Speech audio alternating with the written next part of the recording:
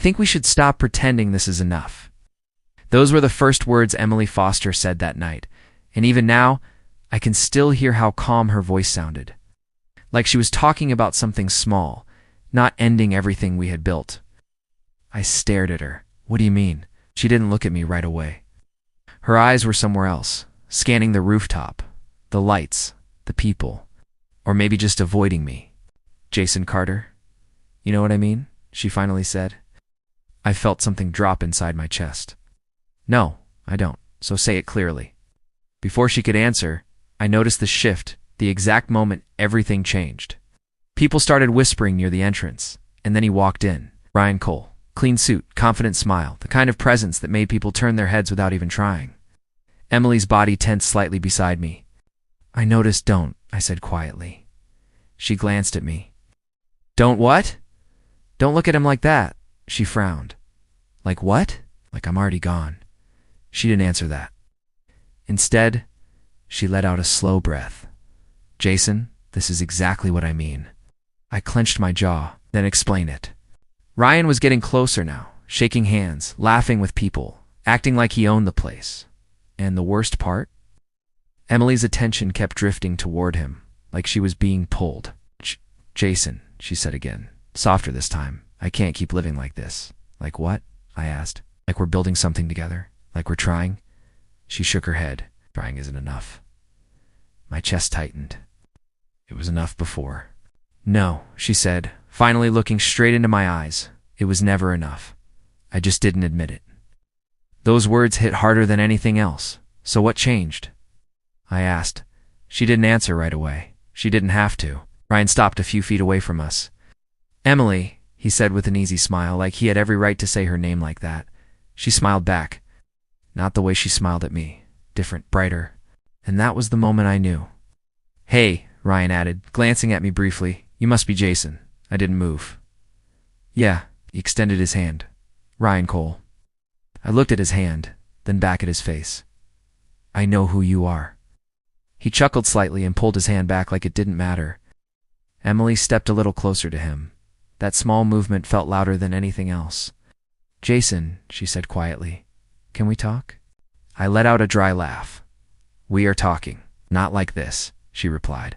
I shook my head. "No, let's talk exactly like this." "Hey, whatever you want to say," she hesitated. Ryan looked between us but stayed silent, like he already knew how this was going to end. "Jason," she started again, "I want more." I stared at her. "More what?" "More than this life," she said. "More than struggling, more than waiting, more than hoping things will get better." We were getting a step closer to her. We were getting better. "No," she said, her voice firm now. "You were trying to get better." The difference in her words cut deep. "So that's it?" I asked. "You just walk away because it's not fast enough for you?" She said. "About speed," she said. "It's about direction." I laughed bitterly. "And he's the right direction?" She didn't answer, but she didn't deny it either. Ryan shifted slightly beside her, but still didn't interrupt. I looked at her, really looked at her, trying to find the girl I used to know. "She chose," I said quietly. Emily flinched. "Jason, no." I cut her off. "You already chose. You just haven't said it out loud yet." Her eyes filled with something guilt, maybe, but it didn't change anything. "I can't keep pretending," she whispered. "Then don't," I said. There was a long silence between us, but it didn't feel empty, it felt final. "I'm sorry," she said. Ow. Those two words felt meaningless. "Don't be," I replied. "Just be honest." She swallowed. "I want a different life, and I don't see that life with you." There it was. Clear. Simple. Cold. I nodded slowly. "Okay," I said. She looked surprised. "Okay, yeah," I repeated. "Okay." "You're not going to say anything else?" she asked. "What do you want me to say?" I replied. "That I'll change? That I'll chase you? That I'll beg you to stay?" She stayed silent, shook my head. "I'm not going to do that." Ryan finally spoke. "Look, man, I didn't mean for this to stop," I said, without even looking at him. This isn't about you talking. He raised his hands slightly, stepping back. I looked at Emily again. "Just go," I said.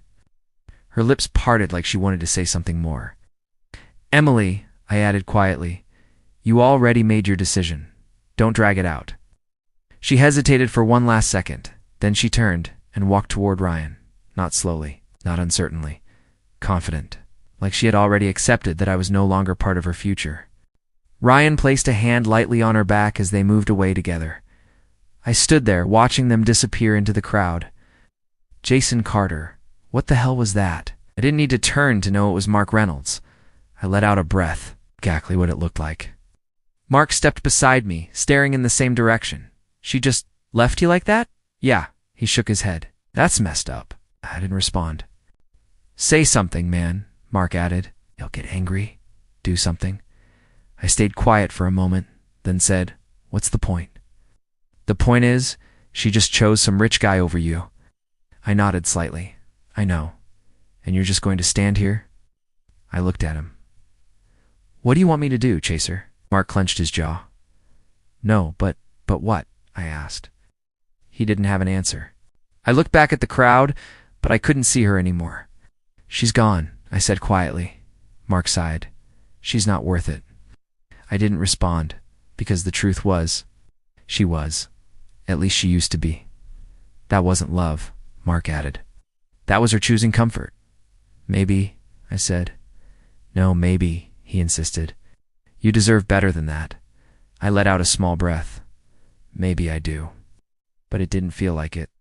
Not in that moment. Come on, Mark said, placing a hand on my shoulder. Let's get out of here, I nodded slowly. As we walked toward the exit, I felt something strange. Not just pain, not just heartbreak. Something deeper, like something inside me had cracked. I didn't know how to fix it. Hey, Jason, Mark said as we reached the stairs. This isn't the end. I paused for a second, then replied quietly, It feels like it is. And as I walked away from that rooftop, I knew one thing for sure. That night didn't just end a relationship. It ended the version of me that believed love was enough. My phone kept ringing, but I didn't pick it up. I just stared at the screen until it stopped, then flipped it over like that would silence everything inside my head too. Jason Carter, you can't keep doing this.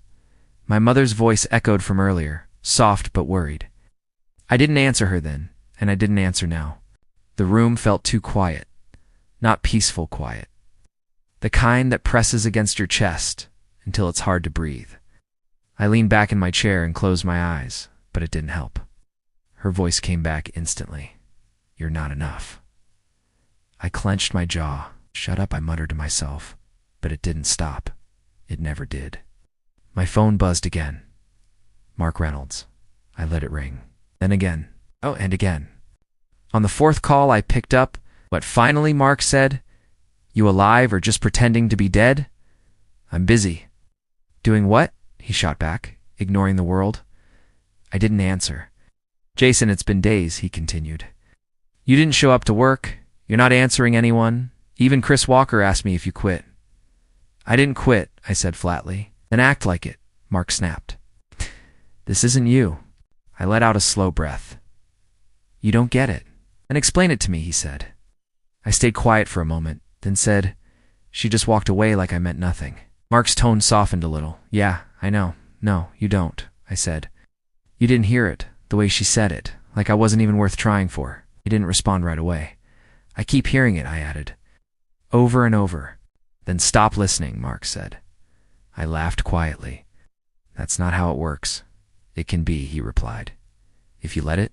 I shook my head even though he couldn't see me. Can't just forget her. I didn't say forget, he said. I said stop letting her control you. I didn't answer. Jason, Mark continued. Right now, you're letting one person decide your entire worth. She was important to me, I said. And you weren't to her, he replied bluntly. That hit. Harsh, I muttered. True, he corrected. I rubbed my face. I just need time. You've had time, Mark said. Now you need a decision. What decision? Stay like this. Or get up and do something about your life. I didn't respond, and after a few seconds, he sighed. I'm coming over, he said. No, don't. He hung up. I stared at my phone. Great. A few minutes later, there was a knock on the door. I didn't move. The knock came again, louder this time. Jason Carter, I know you're in there, Mark shouted. I groaned and dragged myself to the door, opening it halfway. What? He looked me up and down. You look terrible, thanks. I mean it, he said, pushing past me into the apartment. When was the last time you even stepped outside? I don't know. That's a problem, he replied. I shut the door and leaned against it. Why are you here? To drag you back to reality, he said simply. I don't need that. Yes, you do, Mark shot back. 'Cause this version of you, it's not it. I walked past him and sat on the couch. I'm fine. No, you're not, he said, sitting across from me. You're hiding, I'm thinking. You're overthinking, he corrected. Stayed quiet. Say it, Mark pushed. Say what's actually bothering you. I hesitated, then said quietly, what if she was right? He frowned. About what? About me not being enough. No. Mark stared at me for a second, then leaned forward. You really believe that? I don't know, I admitted. Maybe I wasn't. Or maybe she wanted something else, he said. Isn't that the same thing? I asked. No, Mark said firmly. Not even close. I looked at him. Not being enough for someone who wants more money, more status, more comfort, he continued. That doesn't mean you're not enough. It means you're not what they're chasing. I let that sink in. She chose him, I said quietly. Yeah, Mark replied. What? And that says more about her than it does about you. I shook my head. Doesn't feel like that. It won't, he said. Not yet. Silence filled the room again, but this time it felt different. Less heavy. So what now? I asked. Mark leaned back. Now you decide who you want to be after this. I frowned. What does that even mean? It means you stop asking why she left, he said, and start asking what you're going to do next. I looked down at my hands. You can stay stuck here, he continued, or you can build something better. Easier said than done, I muttered. Everything worth doing is, Mark replied. I exhaled slowly. He added, you have two choices. I glanced up at him. Stay broken, he said, or rebuild stronger. The words hung in the air. Simple. Clear and heavy. I leaned back and stared at the ceiling. What if I fail? Mark shrugged. Then you try again. And if I don't? Oh.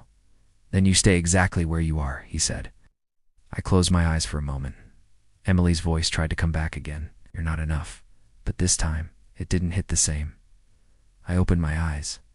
What if I become something she regrets losing? I asked. Smirked slightly. Now you're thinking. I let out a small breath. Not for revenge, I added quickly. Good, he said. Do it for yourself. I nodded slowly. For the first time in days, something shifted inside me. Not a big change, not a sudden transformation, just a direction. All right, I said quietly. Mark raised an eyebrow. All right, what? I'm not staying like this, I replied. He smiled. That's what I wanted to hear. I sat up straighter. Then start small, he said. Get up, get back to work, stop hiding. Yeah, I murmured. And Jason, Mark added, standing up, don't do it to prove her wrong. I looked at him. Do it to prove yourself right, he finished. I nodded again. As he walked toward the door, he paused. You coming tomorrow? I hesitated for a second, then said, yeah, I'll be there. Good, he said, opening the door. Because I'm not dragging you again. I let out a faint smile. Noted. He left, and the apartment went quiet again. But this time, it didn't feel suffocating. I picked up my phone and looked at the missed calls, the messages, the life I had been avoiding. Then I took a deep breath. All right, I said to myself. And for the first time since that night, I wasn't thinking about why she left. I was thinking about who I was going to become. I stopped waiting for things to get better and decided to make them better myself. The first morning I showed up to work again, Chris Walker looked at me like he had seen a ghost. Jason Carter, you finally remembered this place exists. I dropped my bag on the desk. Yeah, took a break. Chris raised an eyebrow. A break? Or a full system shutdown? Something like that, I muttered. He leaned closer. You good? I paused, then said, not yet, but I will be. Chris nodded slowly. That's better than nothing. I sat down, opened my laptop, and stared at the screen. Felt strange, like I was starting from zero again. Don't just sit there, Chris added. We've got deadlines. Yeah, I said quietly. That day, I didn't think about Emily Foster. Not once. I didn't let myself. Every time her voice tried to creep in, I pushed it out and focused on work instead. Jason, you're staying late again? Chris asked that evening. Yeah, you've been here since morning, I know. He shook his head. Don't burn yourself out. I won't, I said, even though I already felt it. Days turned into weeks. Weeks turned into a routine. Work, learn, improve, repeat. Mark Reynolds noticed first. You've changed, he said one night as we sat across from each other. In a good way? I asked. He smirked. You're less miserable. Take that, I replied. No, seriously, Mark added. You're focused now. Different energy. I just don't want to feel like that again, I admitted. Good, he said. Use it. I nodded. I am. But work alone wasn't enough. I needed more than effort. I needed direction. That's when everything shifted. Jason Carter, a voice called during a meeting. I turned and saw him for the first time. Victor Langston. The room went quiet the moment he walked in. Everyone knew who he was. Yeah, I said carefully. He studied me for a second. You're the one who handled the Reynolds project, right? Yeah.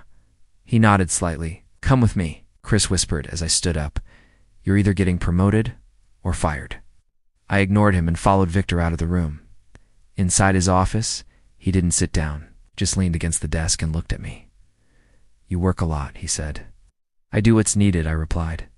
That's not what I asked, he said. I paused. Then yeah. I work a lot, why? I hesitated, then said, because I don't want to stay where I am. Victor smiled faintly. Good answer. I stayed quiet. Most people here are comfortable, he continued. You're not? No, I said. Why not? I met his eyes. Because I've already lost once. I don't plan on losing again. That seemed to catch his attention. Interesting, he said. I sat across from him, unsure what was happening. You think differently? Victor said. I tried to. No, he corrected. You don't try. You're forced to. Frowned. Slightly. Pain changes people, he added. The question is, does it break them or build them? I didn't answer. He leaned forward. Which one are you? I took a breath. I'm still figuring that out. Victor smiled again. Honest. I like that. There was a short silence before he spoke again. I'm giving you an opportunity, he said.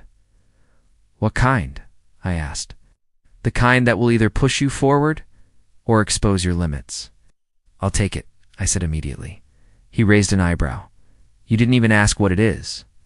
I don't need to, I replied. I just need the chance. For the first time, he looked impressed. All right, he said. Let's see what you can do. That moment changed everything. The workload doubled. The pressure increased. The expectations were higher than anything I had faced before. Chris noticed it quickly. Jason, what did you get yourself into? It's an opportunity, I said. Looks more like torture, he replied. I smiled faintly. Same thing. Late nights became normal. Mistakes became lessons. And slowly, results started showing. Not bad, Victor said during one review. Just not bad? I asked. He smirked. No. Don't get comfortable, I won't, I replied. And I meant it. Weeks later, Mark leaned back in his chair and said, You don't talk about her anymore. I shrugged. There's nothing to say. That's new, he said. I guess I moved on, I replied.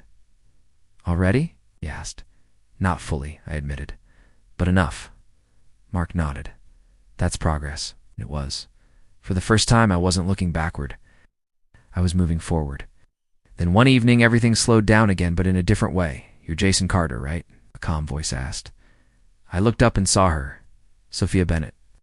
Yeah, I said. Do I know you? She shook her head slightly. Not really. I've just seen you around. I nodded. Okay. There was a brief silence, but it didn't feel awkward. You look like someone who carries a lot, she said. I raised an eyebrow. That obvious? A little, she replied with a small smile. I exhaled quietly. I'm working on it. Good, she said. Most people don't. I studied her for a moment, and you. What about me? Do you carry a lot too? I asked. She smiled faintly. Everyone does. The difference is how they handle it. That sounds like experience, I said. It is, she replied. There was something calm about her. No pressure, no expectations. Just steady. I'm Sophia Bennett, she added. Jason, I said. I know, she replied softly. I nodded. Right. We stood there for a moment, neither rushing the conversation. You're different, she said suddenly. I frowned. From what? From most people here, she answered. You don't look comfortable. I'm not, I said. She nodded. Good. I let out a small breath. That's what my boss says too. Then he's probably right, she replied. I almost smiled. Maybe, I said. As she walked away, I realized something strange. I didn't feel heavy anymore. I didn't feel stuck. For the first time since everything fell apart, I felt steady. Not perfect. Not healed. But moving forward. You don't have to explain yourself to me. That was the first thing Sophia Bennett said when I tried to justify why I had been distant for a few days. I looked at her, confused. I wasn't explaining. I was just saying I've been busy. She tilted her head slightly. You sound like you're defending yourself. I paused. Maybe I was. I'm not used to this, I admitted. To what? Shh. To someone not questioning everything I do, I said. She smiled faintly. That sounds exhausting. It was, I replied. We were sitting across from each other, nothing special about the place, but the moment felt different. Calm. So you're saying I'm easy? She asked lightly. I shook my head. No, I'm saying you're clear. Clear. Yeah, I said. No games, no pressure, no expectations I have to chase. She leaned back slightly. And that's a good thing. It's the best thing, I answered without hesitation. She studied me for a second. You've been through something. I let out a small breath. Yeah, you don't have to tell me, she added. I know, I said, and that was the difference. She didn't push. She didn't demand answers. She didn't try to fix me. She just stayed. You're quiet today, she said after a moment. I'm thinking, I replied. About what? About how different this feels. I said honestly. Different how? I looked at her. I don't feel like I'm about to lose you. She didn't respond immediately, but her expression softened. Not, she said simply. Those two words carried more weight than anything else. Why? I asked. Because I don't walk away when things aren't perfect, she replied. I nodded slowly. That's new for me. I figured, she said gently. Silence settled between us again, but it didn't feel heavy. It felt comfortable. You know, she added, trust isn't built in big moments. What do you mean? I asked. It's built in small ones, she said like this. Yes. Just sitting here being honest. I let that sink in. Then I guess we're doing okay, I said. She smiled. We are. Days turned into weeks, and everything with Sophia stayed steady. No sudden highs, no painful drops, just consistent. Mark Reynolds noticed it quickly. You're smiling more, he said one evening. I raised an eyebrow. That's a problem? It's suspicious, he replied. What changed? I leaned back. Nothing crazy. Just someone different. Sophia Bennett, he asked. Yeah. Mark nodded slowly. She seems good. She is, I said. No drama, no drama, I confirmed. He smirked. That must feel weird for you. It does, I admitted. But good weird, I said. Good weird. Mark leaned forward slightly. You trust her? I didn't hesitate. I do. That fast? It doesn't feel fast, I replied. It feels right. He studied me for a moment, then nodded. All right, I'll stop questioning it. Thanks, I said dryly. Don't thank me, he replied. Just don't mess it up. I won't, I said quietly. And I meant it. Things at home started changing too. Jason Carter, you seem different, my mother said one evening. Different how? I asked. Lighter, she replied. Like something isn't weighing you down anymore. I smiled slightly. Maybe it's not. She looked relieved. I'm glad. Before I could respond, my father, Daniel Carter, spoke from across the room. You're working harder too, he said. I glanced at him. Yeah, why? He asked. I shrugged. Because I want more. He nodded slowly. Good, that was it. No criticism, no disappointment. Just approval. I wasn't used to that. Later that night, he stopped me before I went upstairs. Jason, he said. Yeah. He hesitated for a second, then added, You've become someone I respect. I froze. For a moment, I didn't know how to respond. Thanks, I said quietly. He nodded once and walked away like it was nothing. It wasn't nothing to me. I stood there for a few seconds, letting those words sink in. It felt like something inside me finally settled. The next day, I met Sophia again. You look different, she said the moment she saw me. Better or worse? I asked. Better, she replied. More sure of yourself? I smiled faintly. I heard something I've been waiting a long time to hear. From who? My father, I said. Her expression softened. That must have meant a lot. It did, I admitted. She nodded. You earned it. I looked at her. You really think so? I know so, she said. That confidence. It didn't feel forced. It felt real. You always say things like that so easily, I said. Because I don't say things I don't mean, she replied. I laughed quietly. That's rare. Shouldn't be, she said. We walked side by side. No rush, no pressure. Oh, you're not chasing anything anymore, are you? She asked. I thought about it for a second. No, I said. I'm not. Good, she replied. Because you don't need to. I looked ahead, feeling something settle inside me again. For the first time, I wasn't trying to prove anything. Not to Emily Foster, not to my father, not even to myself. I was just living. And it felt enough. That night, I sat alone for a while, thinking about everything that had changed. The pain was still there, somewhere deep, but it didn't control me anymore, didn't define me anymore. I picked up my phone, scrolling through messages, notifications, work updates, normal life. Then suddenly a name appeared on my screen. Emily Foster. I froze. For a moment, everything went quiet again. Not like before, but enough to feel it. My thumb hovered over the screen. I didn't open it. I just stared. And for the first time, I didn't feel broken. The message sat on my screen longer than it should have. Emily Foster. I didn't open it right away. I just stared at the name, waiting for something, hunger, pain, anything. But nothing came. Just calm. That's new, I muttered to myself. My phone buzzed again, like it was reminding me the message was still there. I exhaled slowly and tapped it open. Jason, can we talk? I'll be at your family's Easter dinner. I read it twice, then a third time. Easter dinner. What are you talking about? I leaned back, running a hand through my hair. This didn't make sense. I hadn't invited her. I hadn't spoken to her. I hadn't given her any reason to think she could just show up like that. Seriously? I said quietly. I picked up my phone again and almost typed a reply, then stopped. What's the point? I muttered. Instead, I stood up and walked downstairs. My mother, Linda Carter, was in the kitchen, setting things up like she always did before any family gathering. Hey, I said. She turned and smiled. Jason Carter. Perfect timing. I crossed my arms slightly.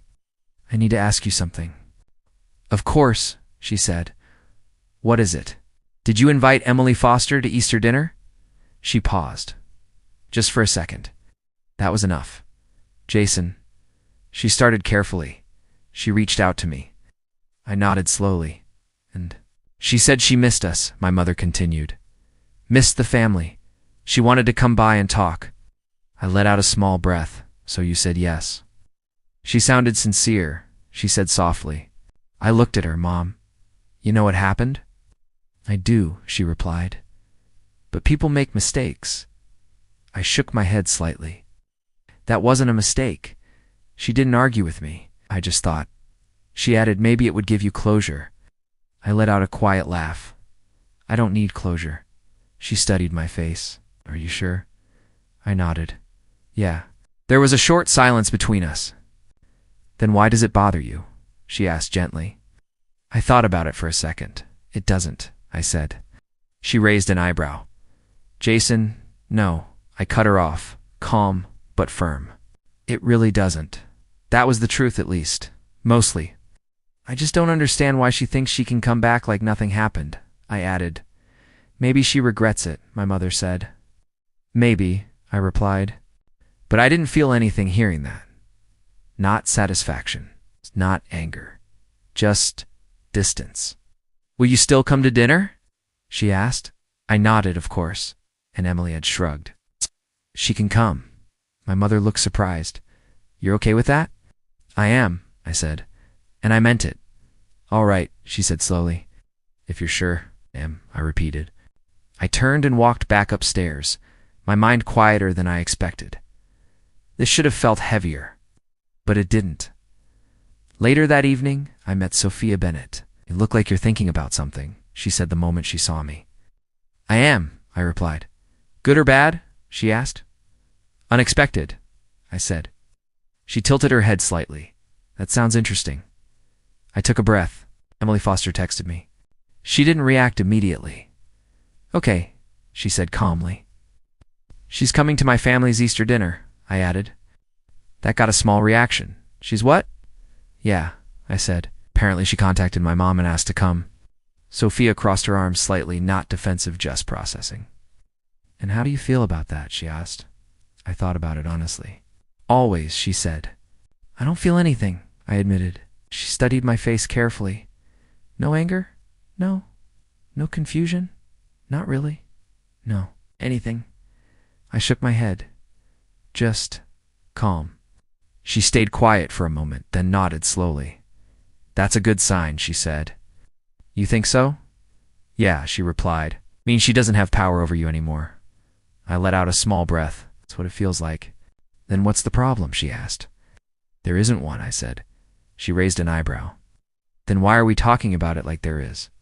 I almost smiled. Because I want you to come with me, I said. She blinked slightly. To the dinner? Yeah, I replied. She watched me carefully. Are you sure that's a good idea? I said. Jason, she started. This isn't just dinner. This is your past showing up uninvited. I know, I said. And do you want me there for that? Yes. Why? She asked softly. I looked at her. Because I don't want to face it alone, I said honestly. She held my gaze for a moment. You're not afraid of her, she said. I'm not, I replied. Then what is it? I thought about it for a second. I just don't want to go back to who I was, I admitted. Her expression softened. You won't, she said. How do you know? Because you're not that person anymore, she replied. I exhaled slowly. Still, I added, I'd rather have you there. She didn't answer right away. You're asking me as your partner? She asked. I nodded. Yeah. A small smile appeared on her face. Then I'll be there, she said. I felt something settle inside me. Thank you, I said. You don't have to thank me, she replied. That's what partners do. We stood there for a moment, the air calm between us. You're really okay with this? She asked again. I am, I said. No hidden feelings? None, I replied. She nodded slowly. All right, but I could tell she was still watching me carefully. I understood why. Because even if I said I felt nothing, this wasn't just another dinner. This was the moment where everything I had left behind was about to walk right back into my life. The moment I stepped inside, the room felt smaller. It's not because of the space, but because of the tension. Sophia Bennett walked beside me, calm, steady, like nothing could shake her. Still sure about this? She asked quietly. I nodded. Yeah. But the second my eyes landed on her Amali Foster everything, paused for a fraction of a second. She was already there, sitting at the table. And when she saw me, she froze. Not the polite kind of surprise, the real kind. Like she didn't recognize the man walking in. Jason Carter, my mother said, trying to ease the moment. You're here. Yeah, I replied calmly. My father, Daniel Carter, looked at me, then at Sophia, then back at me. You brought someone, he said. I did, I answered. Before anyone else could speak, Emily stood up slowly. Her eyes didn't leave me. Jason, she said softly. I didn't respond right away. I just walked forward with Sophia beside me, stopping a few steps away from her. Up close, I could see it clearly now. Regret, confusion, and something else. Something she wasn't ready to accept. You look different, Emily said. I am, I replied simply. She swallowed slightly. I didn't expect. I know, I cut her off calmly. There was a short silence. "I think we should talk," she added. I shook my head. "Shh, not right now." Her expression shifted, like she wasn't used to being told no. "Jason, please." Before she could continue, I turned slightly towards Sophia. "This is Sophia Bennett," I said. "My partner." The words landed exactly how I expected them to. Emily's face changed instantly. Not dramatically, but enough. "Oh," she said quietly. Sophia gave a small, polite smile. "Hi." Emily nodded, but she didn't look at her for long. Her focus came right back to me. "You moved on," she said. "Yes," I replied. No hesitation, no explanation, just truth.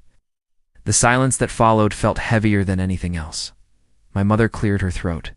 "Let's all sit down." We did. Sophia sat beside me. Emily sat across from me. That position alone felt like a statement. So my mother began, trying to keep things normal. "It's been a while since we've all been together." "Yeah," I said. Emily didn't say anything. Neither did I. The conversation moved around the table's small talk. Light topics, but I could feel her eyes on me constantly. "Jason," she finally said after a few minutes. "Can we talk? Just for a minute?" I looked at her. What do you want to talk about?" She hesitated. "About us." "There is no us," I said calmly. That hit her. "I just want to explain," she insisted. "There's nothing to explain," I replied. Her voice softened. "I made a mistake. I didn't react. I chose wrong," she added. "Still nothing. Jason, I didn't understand what I had back then," she continued. I leaned back slightly. "That's not my problem anymore." The table went quiet. "Can we not do this here?" my mother said nervously. "I'm not doing anything," I replied calmly. Emily looked like she wanted to say more, but she held back. Dinner continued, but the tension didn't go away. Every few minutes, she tried again. "Jason, please just listen." "I am listening," I said. "No, you're not," she replied. "I hear you," I corrected. "I'm just not responding the way you want." She looked frustrated. "You're acting like I don't matter at all." I met her eyes. "You don't?" I said. That was the moment everything shifted completely. Not loud, not dramatic, just final. She leaned back in her chair, like the weight of that truth finally hit her. Sophia stayed quiet beside me, but I could feel her presence, steady, supportive. "You've changed," Emily said again, this time almost to herself. "Yes," I replied. "I don't recognize you," she added. "That's because I'm not the same person you left," I said. She looked down for a moment. I thought. She started, then stopped. "What?" I asked. "Thought you'd still feel something," she admitted. I considered that for a second. "I do," I said. Her eyes lifted slightly. "Nothing," I finished. That hurt her more than anger ever could. "I came here because I thought—" She tried again. "Because you thought you could come back," I said calmly. "Ah!" She didn't deny it. "I didn't come here for you," I added. "I came here for my family." "And her?" Emily asked, glancing at Sophia. I nodded. "And her?" Sophia placed her hand lightly over mine under the table. A simple gesture, but it said everything. Emily noticed. Of course she did. "You're really happy?" she asked quietly. I didn't even think about it. "Yes," I said. She nodded slowly, like she was trying to accept something she couldn't change. "I guess I deserve this," she murmured. I didn't respond, because it wasn't about what she deserved. It was about what I had already chosen. The rest of the dinner passed with fewer words, less tension, but a clearer understanding. By the time it ended, there was nothing left to say. As I stood up, Emily looked at me one last time. "Jason." I paused, but I didn't turn back fully. "Yes," she hesitated, then said, "I'm sorry." I nodded once. "I know," I replied, and that was it. No anger, no emotion, just closure. As I walked out with Sophia beside me, I realized something simple. The version of me that once stood there, broken and silent, was gone. The door closed behind me, and for a moment, everything went quiet. Not the heavy silence I used to feel, just stillness. Sophia Bennett stood beside me, her presence steady like always. "You okay?" she asked softly. I nodded. Yeah, but before we could take another step, I heard it. "Jason, wait." I stopped. Of course." I turned slowly and saw Emily Foster standing a few feet away, her expression completely different from earlier. No confidence, no control, just desperation. "I need to talk to you," she said. Sophia glanced at me. "It's okay," I told her quietly. "Give me a minute." She studied my face for a second, then nodded. "I'll be right here." I stepped forward, closing the distance just enough. "What is it?" I asked calmly. Emily hesitated, like she didn't know where to start anymore. I didn't think it would be like this," she admitted. "Like what?" "Like you," she said. "So distant." I nodded slightly. "That's because I am."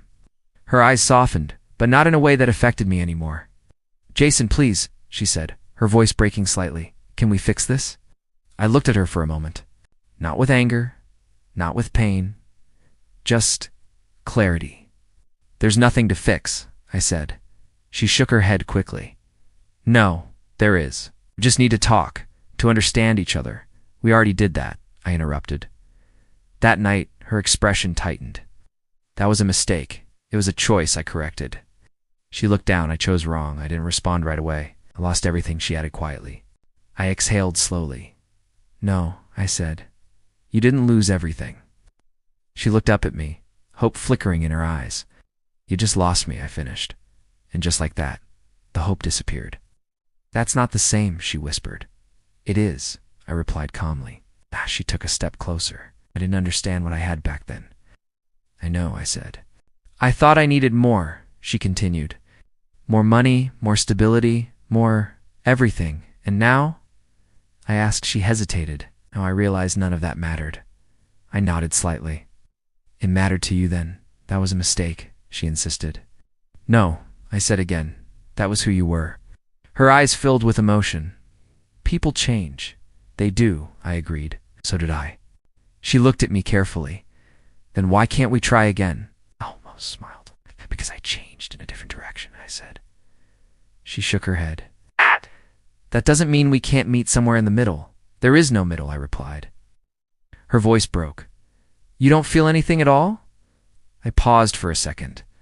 "I feel grateful," I said. She frowned. "Grateful?" "Yeah," I replied.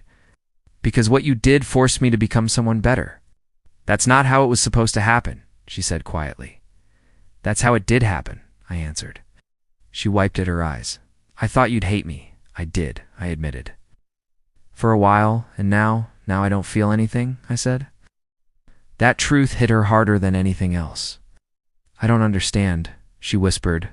"You don't have to," I replied. She looked at me like she was searching for something that wasn't there anymore. "Jason, please," she said again, softer this time. "Just give me another chance." I shook my head slowly. "You already had one," I said. "That's not fair," she replied. "It is," I said. "Because I gave you everything I had back then."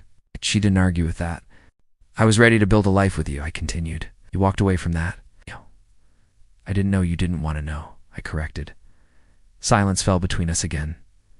"You're really done?" she asked quietly. I nodded. "I've been done." Her shoulders dropped slightly, like she finally understood. "I thought coming here would change things," she admitted. "It didn't," I said. "I can see that," she replied. I glanced back for a second and saw Sophia waiting, calm as ever. That alone told me everything I needed to know. "You're happy with her," Emily said, following my gaze. "Yes," I replied. She nodded slowly. "She seems different." "She is," I said. "Better than me," she added quietly. I didn't answer that, because I didn't need to compare. "She doesn't make me feel like I'm not enough," I said instead. Emily closed her eyes for a moment. "I'm sorry," she whispered. "I know," I replied. "I mean it this time," she added. "I believe you," I said. She opened her eyes again. "But it doesn't matter, does it?" "No," I said. There was nothing left after that. No more arguments, no more explanations. Just acceptance. "I hope you're happy," she said finally. "I am," I replied. She nodded once, then stepped back. "Goodbye, Jason." "Bye, Emily." I turned and walked back towards Sophia. "You good?" she asked as I reached her. "Yeah," I said. She studied my face. "Sure, I'm sure," I replied. She nodded and took my hand lightly. "Then let's go," she said. We started walking away together. No tension. Oh, wait. Just forward. As we reached the car, I paused for a second and looked back. Emily was still standing there, but she wasn't looking at me anymore. She was just standing still. And for the first time, I understood something clearly. This wasn't about winning. It wasn't about revenge. It wasn't about proving anything to her. It was about me, about who I had become. "Is everything okay?" Sophia asked again. I smiled slightly. "Yeah, what are you thinking?" I took a breath. "I'm thinking. This is what moving on actually feels like," I said. She smiled, and it's better than I expected, I replied. We got into the car, and as I started the engine, I felt something I hadn't felt in a long time. Not relief, not satisfaction, something deeper. Peace. Real peace. I didn't need her regret. I didn't need her apology. Didn't need her to understand what she lost, because I already knew, and more importantly, I knew what I'd gained. As we drove away, I didn't look back again, because there was nothing behind me worth returning to. Everything I needed was already moving forward with me.